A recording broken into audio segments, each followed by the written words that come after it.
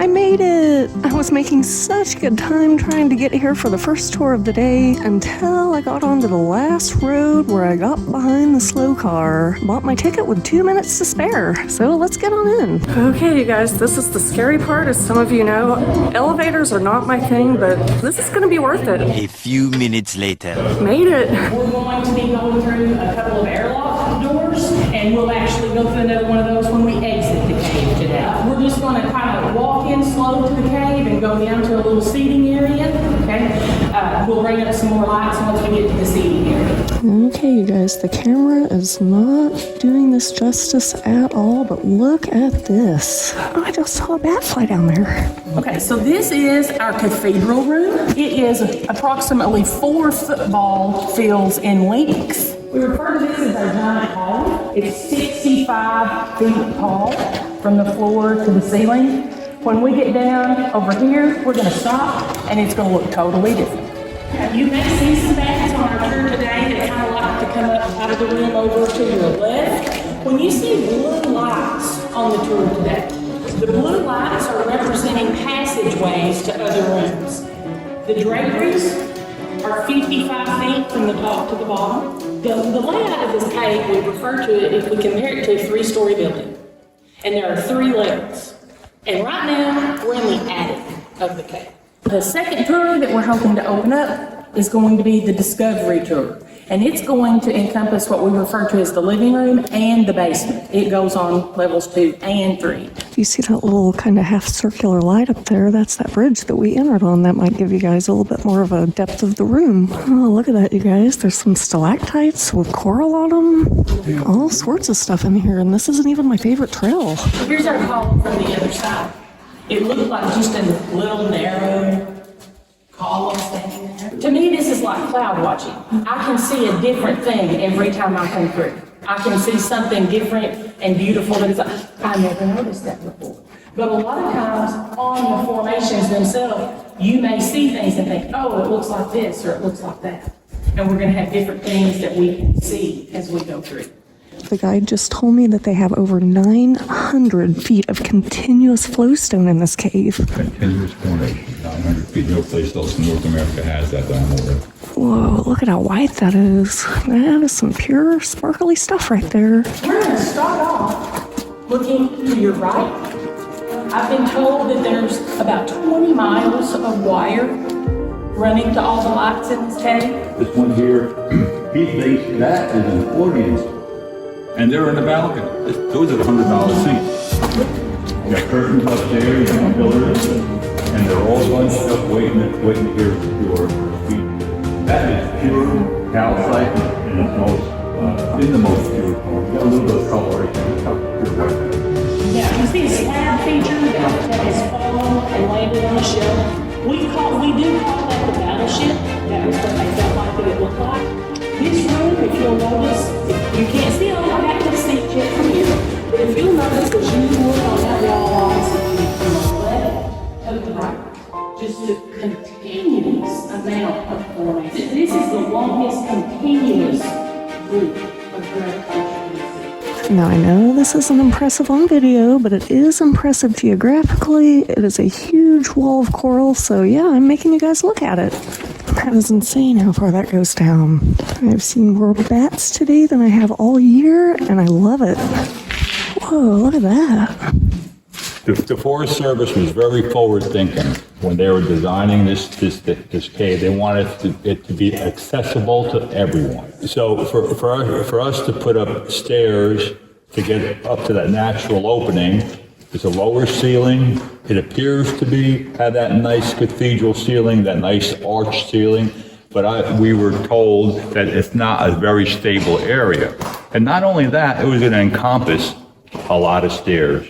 And what's that going to do? It's going to disqualify folks in handicapped folks in wheelchairs. And how about baby strollers? So you're really discounting a lot of the population. This is the people's cave. We want everyone to be accessible. So it was determined at one point, let's go ahead and put that tunnel in. And it's a 270-foot tunnel, and that's affording everyone an opportunity to see this beautiful cave. So let's go and go through our man-made 270-foot Follow my light here. You're going to see new formations here. That's calcite. And we don't know whether this happened when they did that dynamite and a crack was formed there, but you have a bedding plane here. You have a hard shale here. That's probably some sandstone up there. I don't think that's any iron in there. And then you have limestone. Limestone is very porous and it dissolves very easily in that solution. So it's probably a bedding plane or a crack there. And I can tell you as I stand here that formation is 60 years old. And we are right now 141 feet below the surface. I know that for a fact. That shaft is 141. It's called the solution tube right there. And this room is called the coral room. There's some pretty neat rimstone on the top of that little formation.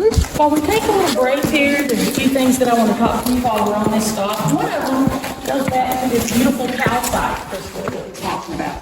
And it's been handled a lot, so it's got a little bit of discoloration on it, but you can see the white. But it's heavy. 3 times the weight or the mass of water.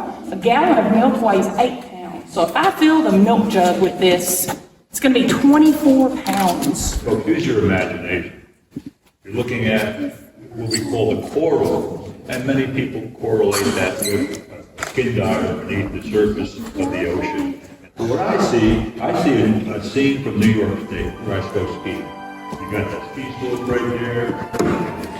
This is the cliff edges where all the great big icicles come down. I guess you can even call them icicle curtains for better, lack of a better word. So that's what I see. You can just see different things anywhere you look. That's why to me I just equate this to cloud watching. I can see something different every time I come in. Another major feature in this area, what is that? I can certainly smell what it is. Pizza? Yes. But this room used to be frequented by bats much more often. You'll notice above this spot over here, see the ceiling's kind of flat, but it's rough.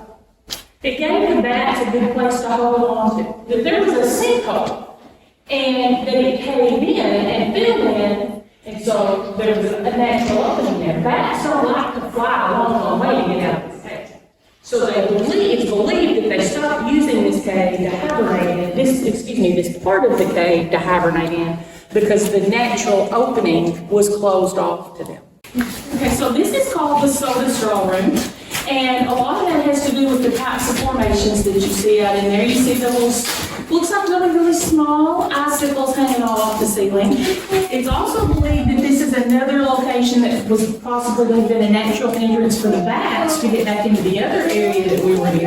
And when this area was discovered, you see these little pieces right here where the tips are broken off. And it's believed that that rush of gravel coming in knocked those little tips off. When they started doing this room, this whole area was covered with this kind of gravel. You'll see there's still gravel over here in this area, but where you're standing, there was a large pile of gravel, almost, they say, up to the ceiling as they were developing this part of the cave. And so that gravel had rushed in here from somewhere, believed to have been another natural opening. Then when that natural opening was closed off, then again, the bats didn't want to use this area quite as much. And folks, take a look at all the tips of these features here. These are the soda straws. Soda straws are how about 95% of stalactites begin their life cycle. And they grow longer and longer, and you look at the tips of them, they're all bright white. They all have drops coming off of them. We're only about 80, 90 feet below the surface, hence that's why we get a lot of hydration down here. We get to ride a bus back to the parking lot. So right now everyone's wiping their shoes across this little mat. What this does is to help remove any of the white nose syndrome, if there is any. There's my hair. And get it extra well, because you never know if I'm going to go in another cave with those shoes. Oh, but I didn't go through the wild cave tour. Should I get it anyway? Got bats? I like that. And yeah, the little town we're in is called 56. I love the naming of some of the towns around this area. Oh, I'm kind of feeling like I need this. Look at that, he's so cute. Oh, there we go. I can get this one now, and if I ever do go to the wild cave tour, then I'll get that one. I love this. They have an exhibit hall, you guys. That is so pretty. Oh, this is cool. They have a diorama. There's the path of the cave from above. And that's the dripstone trail that we just went on. And the discovery trail that we're going on as soon as it reopens. And there's a little box so you can practice your belly crawls. Batses. Oh, let's see. I'm a little bit rusty on my bat facts, but I think this is 10 times its weight. 3,000 mosquitoes a night. That doesn't tell me if I was right or wrong. I'll have to look it up. No. Oh, I was wondering what that kind of bird was just the other day. It's an Indigo Bunting. I saw one in Dad's yard. There's an Indiana bat. The Indiana bat is Myotis sodalis. And the gray bat is Myotis crescens. I don't know why I always remember that. I guess I just like the word. It's just fun to say, Myotis crescens. Aside from the pin, I did find one more thing that I just had to purchase. It's something for the Catmobile. Now, I'm not going to put it on there yet because I need to wash the car, but I'll just show you guys a little simulation. Whoa! That was Blanchard Springs Cave, you guys. My absolute favorite. It is still just as impressive as it ever was. As for now, the turnoff that I passed a while ago was about 8 miles from Leslie. Should I? Yes. Yes, I should. They didn't have any of the plum cake ready. It was going to be about an hour, so today I got the pear tart. I also got some more of the artichoke focaccia, but this is new, so I'll show that off. Portobello focaccia. Speaking of funny town names, we are now in Big Flat. This town has always cracked me up. I've already passed the Big Flat City Park, the Big Flat Senior Center, and the Big Flat Baptist Church. I wish they had a tire store. If we turned right here, we'd be passing right through Yaleville! Sorry about that. You guys know me, though. If there's an opportunity for a good cheesy joke, I am not gonna pass that up. Okay, one more place. Since this was closed last time I passed through this way, I couldn't pass it by. Rocks and coffee? Yes, please. Not that I need any more rocks. Ooh, they have tea. I'll take a look at the stuff outside first. They have some quartz down here. I need to go back to Mount Ida sometime pretty soon, or Hot Springs, and dig for some of these. I'm running out. I've always loved these little carved onyx animals, and look at this. They have a kitty cat, and I like the way that their vines are draped over the ceiling. It's pretty cool. Here's a better view of the inside. Octopus. See, this is why I dig for my own crystals. That size right there, $32. I mean, it is gorgeous. Oh, some rutilated quartz. That's pretty. If you don't know what rutilated quartz is, let me shine one up to the light here. See all that little stuff in it? That's called cleavage, and that's what makes it rutilated. It's probably the worst explanation ever, but there you have it. Okay, so one mineral. I could have done a lot worse, and look at this. Can you guys see how shiny that is? I also got an iced tea. This is a black tea with pomegranate and passion fruit. Thank you so much for coming with me. I cannot stress how excited I was to do this cave. And I get to go back in a few weeks. They're opening the Discovery Trail. Why am I sitting here in the car without air conditioning on, you guys? Jeez. Anyway, that's gonna do it. I'll see you next time.